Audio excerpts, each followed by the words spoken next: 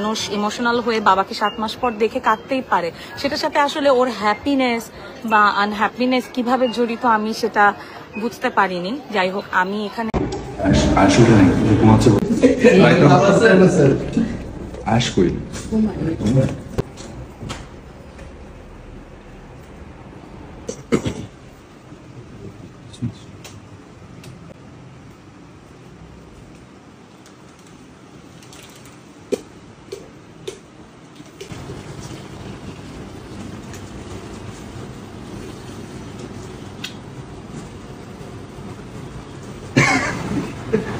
বাবা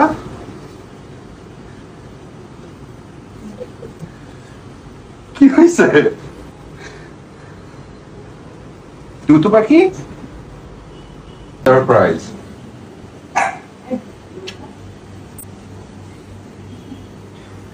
কান্না করছো কেন? ঘুম থেকে উঠে কেউ কান্না করে নাকি?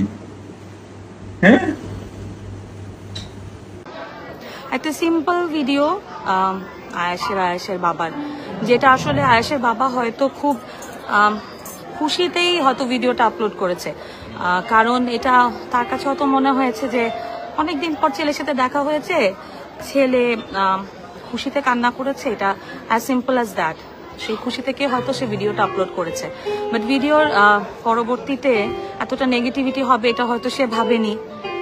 ভাবলে অবশ্যই এই ভিডিওটা আপলোড করতো না। মানুষ ইমোশনাল হয়ে বাবাকে 7 মাস পর দেখে কাঁদতেই পারে, সেটার সাথে আসলে ওর হ্যাপিনেস বা আনহ্যাপিনেস কিভাবে জড়িত আমি সেটা বুঝতে পারিনি। যাই হোক, আমি এখানে কোনো ক্ল্যারিফিকেশন করার জন্য আসি নাই।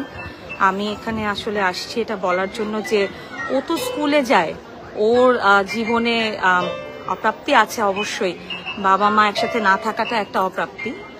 এই ব্যাপারে আমি কোনো ক্লারিফিকেশন দিতে চাই না। ডিভোর্সটা তো আসলে কোনো দিক দিয়ে হ্যাপি না, এটা শুধুমাত্র ওর জন্য না, এটা আমার জন্য, ওর বাবার জন্য, পুরো পরিবার, ওর বাবার পরিবার, আমার পরিবার, সবার জন্যই এটা কিন্তু অনেক যন্ত্রণাদায়ক। তারপরও আমরা ডিভোর্স হয়েছে এবং তার পরবর্তীতে আমরা যেভাবে পারি আমরা চেষ্টা করি ওকে ভালো রাখার, ভালো থাকার।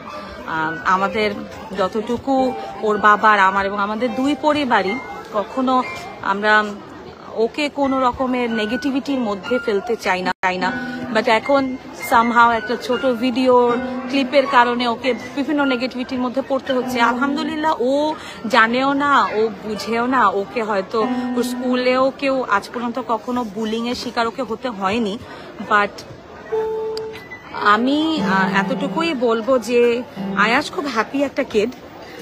আয়াস আমার সাথেই থাকে। আমার ওর যেদিন থেকে আমি ওকে পৃথিবীতে আমি ফিল করেছি যে ও এসেছে আমার পেটে, ওই দিন থেকে আজ পর্যন্ত আয়াস আমার সাথেই, আমার ছায়ার মতো, আর আমি ওর ছায়ার মতো। ওর বাবাও ওকে খুব ভালোবাসে।